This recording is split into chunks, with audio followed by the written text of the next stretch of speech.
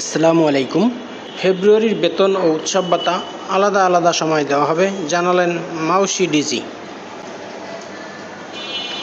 শুনলেন শিরোনাম, এবার বিস্তারিত।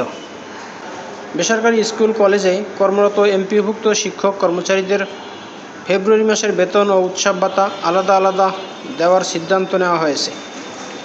তাদের বেতন ভাতা দেওয়ার বিষয়ে একটি রূপরেখা তৈরি করেছে মাধ্যমিক ও উচ্চশিক্ষা অধিদপ্তর মাউশি education management information system EMIS sell.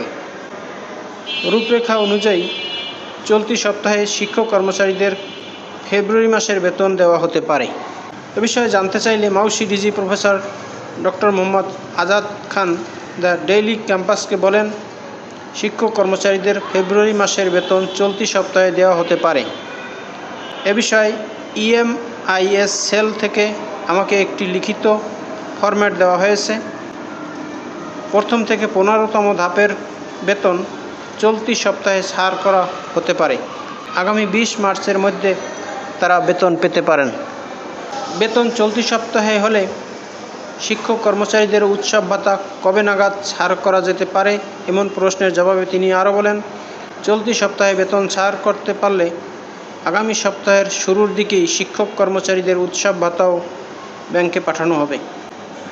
খুব সম্ভবত 22 মার্চের পর তারা উৎসব ভাতা পাবেন। বেসরকারি শিক্ষকরা 3,125 টাকা উৎসব ভাতা পান। এই অর্থ দিয়ে তারা কার জন্য কেনাকাটা করবেন? শতভাগ উৎসব ভাতার দাবি আপনি সমর্থন করেন কিনা এ প্রশ্নের জবাবে প্রফেসর ডক্টর মোহাম্মদ আজাদ খান বলেন, বেসরকারি শিক্ষকরা উৎসব ভাতা বৃদ্ধির বিষয়ে আন্দোলন করেছেন। তাদের আন্দোলনের প্রেক্ষিতে সরকার ভাতা বৃদ্ধির কথা বলেছে। এখন কত টাকা বাড়াবে সেটা সরকার ভালো বলতে পারবে, তবে শিক্ষকদের ভাতা বাড়ানো উচিত। জানা গেছে, সরকারি কর্মকর্তা কর্মচারীরা EFTর মাধ্যমে বেতন ভাতা পান, তবে বেসরকারি শিক্ষা প্রতিষ্ঠানে কর্মরত এমপিওভুক্ত শিক্ষক কর্মচারীদের বেতন ভাতা সরকারি কোষাগার থেকে ছাড় হলেও তা রাষ্ট্রায়ত্ত 8টি ব্যাংকের মাধ্যমে এনাগল পদ্ধতিতে ছাড় হয়। এই অর্থ তুলতে শিক্ষকদেরও নানা ভোগান্তিতে পড়তে হতো। ব্যাংকগুলোর মাধ্যমে বেতন ভাতা ছাড়ের জন্য কয়েক পর্যায়ে অনুমোদন সহ সংশ্লিষ্ট কাজে অনেক ক্ষেত্রেই এমপিওভুক্ত শিক্ষকদের বেতন ভাতা পেতে দেরি হয়। অনেক সময় পরের মাসের 10 তারিখের পরও আগের মাসের বেতন ভাতা জোটে। এ পরিপ্রেক্ষিতে গত 5ই অক্টোবর বিশ্ব শিক্ষক দিবসে EFTতে বেসরকারি শিক্ষকদের এমপিওর বেতন ভাতা দেওয়ার ঘোষণা দেয় শিক্ষা মন্ত্রণালয়। প্রাথমিকভাবে বেসরকারি এমপিওভুক্ত স্কুল কলেজের 209 জন শিক্ষক কর্মচারীর অক্টোবর মাসের এমপিও EFTতে ছাড় হয়।